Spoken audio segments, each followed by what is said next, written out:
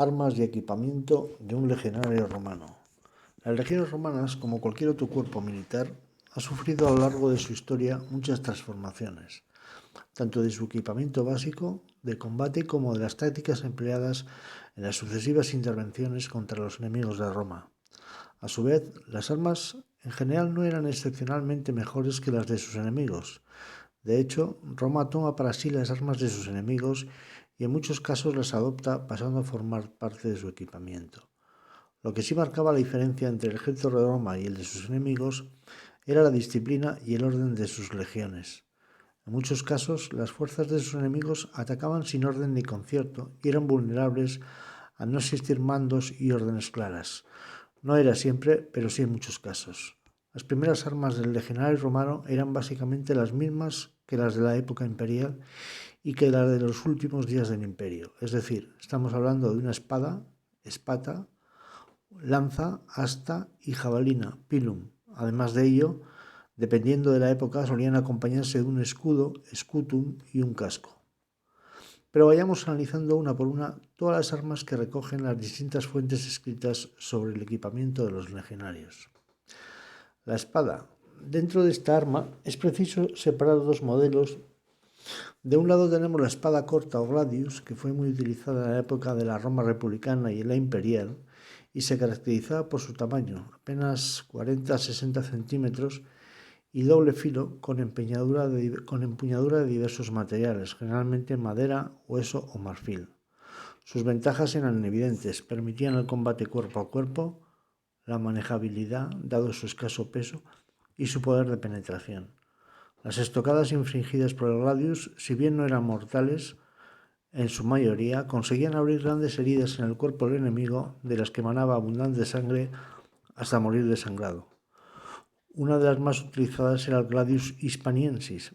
Se cree que durante las guerras en Hispania contra los pueblos celtíberos, estos combatían con este tipo de espada corta, que finalmente fue adoptado por las legiones romanas hasta casi el final del imperio, en que se optó por la espada más larga y pesada. La segunda de las espadas que fue finalmente adoptada hasta la caída del imperio fue la espada de origen centroeuropeo. Esta arma era parecida al gladius, pero más larga y pesada, y era frecuentemente utilizada por la caballería, aunque con posterioridad se extendería también a la infantería.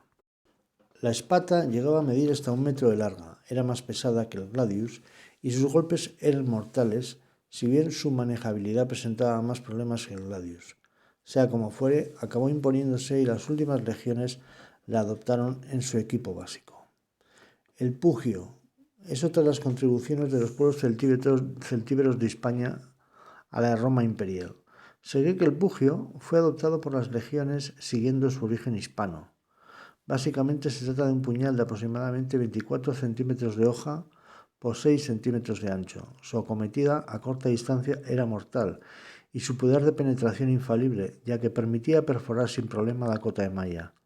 El único inconveniente que presentaba el pugio era que debía ser utilizado a muy corta distancia, poniendo en riesgo la vida de la propia vida.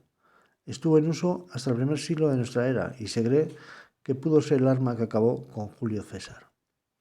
El pilum o jabalina.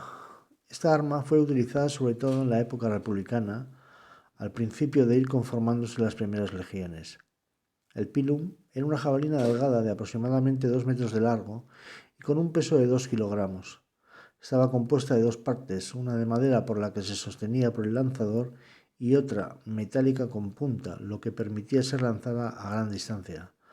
Aproximadamente su alcance medio estaría entre los 20 y 40 metros de distancia, y su eficacia estaba demostrada al conseguir penetrar en los escudos enemigos, consiguiendo entorpecer su marcha y permitir la carga de la infantería, mientras el lanceado intentaba sacar la jabalina del escudo. Asta o lanza. El asta o lanza fue una de las primeras armas utilizadas por las tropas romanas. Presentaba una asta de madera con una cabeza de hierro fijada en el extremo. La longitud total del arma alcanzaría los 1,8 o 2 metros. Al principio, esta arma dio nombre a sus portadores, astati, hasta que finalmente fueron sustituidos por otros cuerpos de infantería. La ventaja fundamental del asta es que era utilizada para ensartar al enemigo o a las tropas de caballería. ensartando su caballo. Sin embargo, a diferencia del pilum, no podía ser lanzada.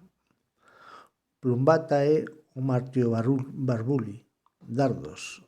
Se trata de dardos cargados con plomo que portaban los soldados de infantería en el final del Imperio Romano, siglo XV aproximadamente, o en la zona de la Roma Oriental.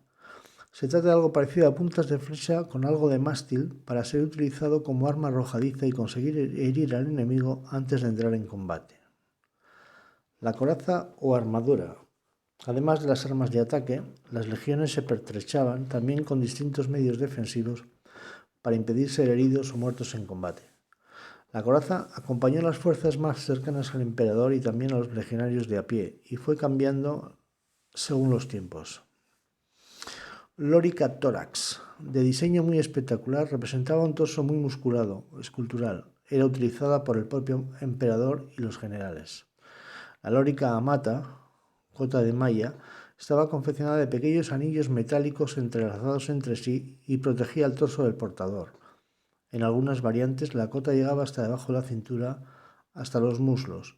Era el complemento ideal para evitar el efecto de flechas y cortes de espada. Sin embargo, su peso, algunas hasta 15 kilos, entorpecía notablemente a su portador y le hacía muy vulnerable, por lo que fue paulatinamente retirada.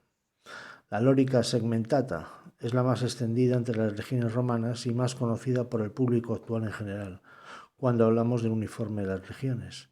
Era una armadura conformada por placas de metal rígidas, a veces de forma horizontal y a veces verticales, unidas entre sí por nudos de cuero. Resultaba más económica que la anterior, de menor peso y eficacia comprobada contra cortes de espada, flechas y otras armas. La lorica esquamata. Se trata de una coraza de escamas. Su uso fue ya tardío a partir del siglo II. Se trata de pequeñas piezas de metal a modo de escamas contrapeadas, unidas entre sí a una pieza más pequeña de cuero que actuaba para mantener la posición de las mismas. El scutum o escudo fue el arma defensiva por excelencia. Normalmente estaban hechos de tiras de madera unas sobre otras, unidas entre sí, y se solían cubrir las tiras con cuero por toda la superficie del escudo para armar aún más la estructura. Presentaban una forma ligeramente ovalada y fueron evolucionando a través del tiempo hasta incluir el metal en su fabricación. Existieron tres tipos. El escudo tipo scutum era el más utilizado por los legionarios. Se trata de un escudo grande de forma rectangular y bastante peso. Su construcción permitía cubrir todo el cuerpo del legionario y era muy conveniente en la práctica del atestudo. El escudo tipo caetra. Se trataba de un escudo utilizado por la infantería, muy ligero y hecho de cuero y madera. Era de forma redonda y fue muy utilizado en España. El escudo tipo parma era un escudo de forma ovalada, mayor que el caetra, y presentaba una estructura de hierro con piezas de madera contrapeadas en el centro y cubierto de cuero. Fue utilizado durante la época republicana por los velites, infantería ligera. Más tarde fue adoptado por la infantería y caballería. Estas eran, en definitiva, las armas básicas del legionario romano, a las que podríamos añadir arcos y flechas, hondas y marcobárbulos, martillos con puntas, si bien eran poco utilizados en combate.